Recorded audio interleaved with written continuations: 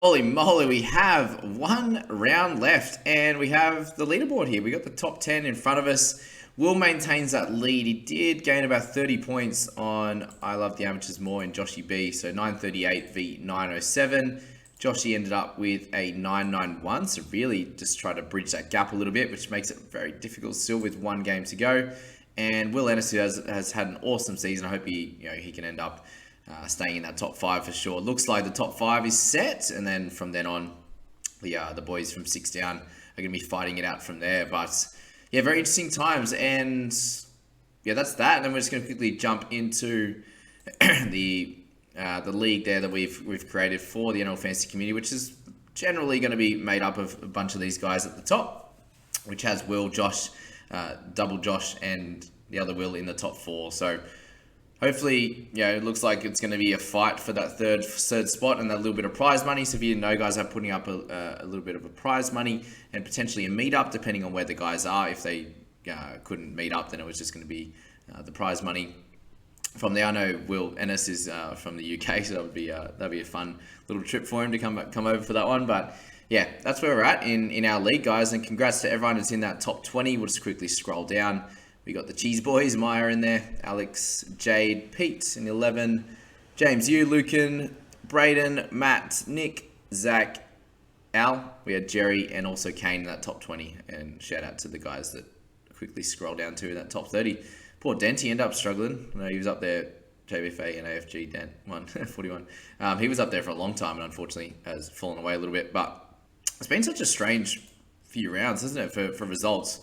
We look at our people squad and obviously with us now having Damien Cook, be a laid out is painful when you don't have any trades, but thankfully we could have cover with Brandon Smith, so we end up with the extra 20 for Palacia, which, did its thing, right? An extra 20 never hurt nobody, but you and Aiken obviously being out, we're playing with 16 anyway, so that score from Cook would be ideal. We don't have the cover.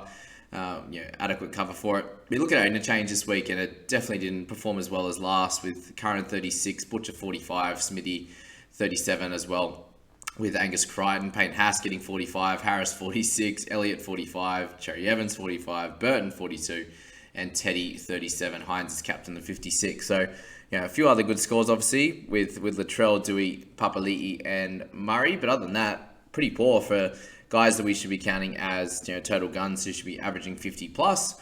You'll see in my team sector with guys like Taumalolo. There's so many guys that just underperforming. Cam Munster, these types of guys this week, and that's why all those scores were the top guys are still getting 930, 900 and stuff like that. So for our people squad to get I believe 827 is pretty yuck, to be honest, and you can see why. They only has like 3 good scores. So that's that. We head into the last round, and how many guys are going to get rested? It sounds like the Albanese thing is hilarious, that they're going to shorten it by a day, whatever it is, to allow Cook to play in that clash, which is hilarious. So we should get Cook, we should get Murray, and it's just based on the clashes, right? If we're looking at coming into this week, Bunnies v Roosters is an important one, so both teams should play all their guns. The Eels versus Storm is playing for 4th, which is incredible. I think that's such a sick game on Thursday night. I will be playing basketball that exact time, which will be just perfect. Lucky I love it. Anywho, we got Broncos who are trying to get back in, so they're obviously fighting with the Raiders to get that 8th spot. Can't believe they're fall from grace, which is hilarious. Cowboys up against the Panthers, so a win from them confirms that they'll stay in 3rd position at a minimum, and we'd like, as a Cowboys fan, a loss from the Sharks to be able to get back to 2nd and play the Sharks at home. So very, very interesting on that front. The people squad is going to have to try and hold on into that top 1,000 with Aiken coming back this week is the hope. Cook playing, and the guys that we think will get rested would be really, I know you think Teddy would probably play now, wouldn't it? This just sounds like it's going to be most likely going to be the Panthers players that get rested. So that's that. All right, let's move on to the Head-to-Head squad and see how we went in those matchups. The Head-to-Head team actually had a pretty solid week. So there you go. Okay, guys, here's the Head-to-Head team. We obviously had a really good regular season here, apart from the Thrillers, which is all the other guns that were playing at this point. But it came first in a lot of them. We'd happened to lose a bunch of them. But thankfully, my 3 head-to-head matchups, head-to-head finals that I was in this week, I managed to get 920, which was a very, very good score this week compared to, if you're getting over 900, you were making ranks this week. So I won 3 of my head-to-head comps and beat the Scouts in the final of that one. He only got 837. So that's that in that one. We were in what? I think 10 head-to-head leagues. Was it 1, 2, 3, 4, 5, 6, 7, 8? So 8. I won 3 out of 8, which is okay, considering I came 230th overall. Well, I'm currently sitting 230th. So yeah, not ideal on that front. 101st. So 230th overall and 101st in my community. So well done to everyone. We looks like we've got the best league then. Was that a dig at the boys? Love you all. What do we got? Yeah, that's pretty much all I want to say on that front. Congrats to everyone who went well in their head-to-heads. I had a few people say, I came first in 4 out of 4 of my head-to-heads. So awesome work to you guys. Congrats for that. Obviously, so rank 230. Used the last trade last week. We had some nice scores bringing in Sean O'Sullivan. He got 68. We had Toto. We've been holding his poor scores. He got 65. Fafita wasn't great. Obviously, he got his try, but the limited minutes killed him. McInnes with the 62 was huge. Munster and DCE as a combination. Ugh. But Kohler there, 57 was cool. Happy with the bench really overall with Offa with 54. Would have been some nice, even just a normal 50 from Munster would have been fine to go along with the other decent scores that we had here. But moving into the last round, hoping to stay in the top 250. Again, restings might be an issue. I would hope that O'Sullivan gets to stay. That was the plan. I think there's going to be about 13 restings. So you think he, having not played the majority of the year, should play this one.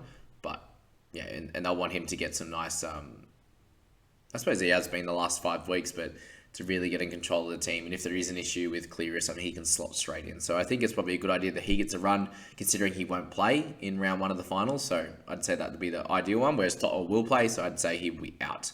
So we're going to need guys like Salmon or Curdy Falls, Mariner, or also Chris Lewis to come in and play this week, I'd imagine, for Toto, because I only had the 17 current players. So that's the head-to-head team, guys. Let me know your thoughts on how your teams have gone, the head-to-head side of the ball. I'm not sure if I'm going to do the head-to-head one next year. I think we're going to have a fair bit more on our plate, so might just stick with the people squad and also my team. But just want to give you an idea of how to build a really good team, and obviously we decided to go for overall as well. And I suppose it was really just the last month or so that killed the head-to-head month to 6 weeks. A few unlucky ones, and then just from there, they just haven't scored perfectly, which has happened with the majority of our teams. But that's head-to-head team. Guys, one more round to go, and we'll go to my team now, which didn't perform too well again. Well, we ended up with an okay score, to be honest. 873 wasn't the worst going around. Obviously, the people squad didn't go anywhere near as good, but 1829, we lost a few ranking, about 80 rankings there. But that was just led by guys like, obviously, Cotter with 41 wasn't ideal. Tamalolo 39, we had Elliott's 45, Munster's 24. All not great. Obviously, Joey Manu was solid. Kohler was great. We had Pole, who's been scoring a lot better. And then the week I tried to play him, of course, he gets 25. This has been my luck, unfortunately, with interchange and emergencies this year. How many times have I had, guys scoring 40 odd 50 just sitting in emergencies, and then I play them the next week and they get 15. I did that with Pedicini a few times. Happened with a bunch of other guys, Jeremiah Nanai and stuff like that. Happened a few times. I'd play him and he'd get 15. Just how it went. But yeah, 25 for him. And then with Cook going down, had to take Reed Marnie, scored 25. I thought it was a genius having him as the loop man. Obviously, he was my best option out of Hosking, Palacia, and Reedy as well. But it is what it is on that one. Yeah, just scoring overall, not great. I feel like we have enough good players that just aren't performing exactly how we'd like. Munster's been great, obviously, every week, so we can't complain about that one. But, bringing in Cotter instead of Isaiah Yeo. Cotter should play this week, whereas Isaiah probably won't. Most likely definitely won't, for example, so I'd be missing out there. So, yeah, there's a few question marks on who to pick and what to do in that one, but this is how it played out. And I suppose not too much to say. I do have the one trade left, I'm pretty sure. So that should be helpful. I will use it, definitely, no matter what. Whether it's for Reedy or I'm sure there'll be a resting or two in there. Potentially one at a minimum. But with the importance of the Storm game against the Eels, for example, they all should play. Cowboys is pretty important. They want to make sure they win. Obviously, Panthers is going to be resting guys, so there's that part of it. But yeah, you might see James Salmon come in and play, which could be cool. But I'll definitely use that last trade, and it'll be interesting to see how we do it. And if that helps us get a big score, hopefully, for the last round. If there's a lot of restings, then I think that probably helps us because we have a bunch of players like Palacia, Hosking, Salmon. They could all play this week, so we could almost have a full roster on deck, which is hilarious to come into the last round. But just show that I wasn't at full 17 or 18 strength. I was a bit more spread out, and it didn't work this time. Sometimes it can if there's heaps and heaps of injuries, which it just hasn't been this year, which is very interesting. But that's that team, guys. That's a round results video. I hope you enjoyed that, and we'll look forward to you guys being here for the next week of videos. And then we've just got we'll do a bit more just NRL focused finals videos, which will be fun. See you later, guys. Have a good one.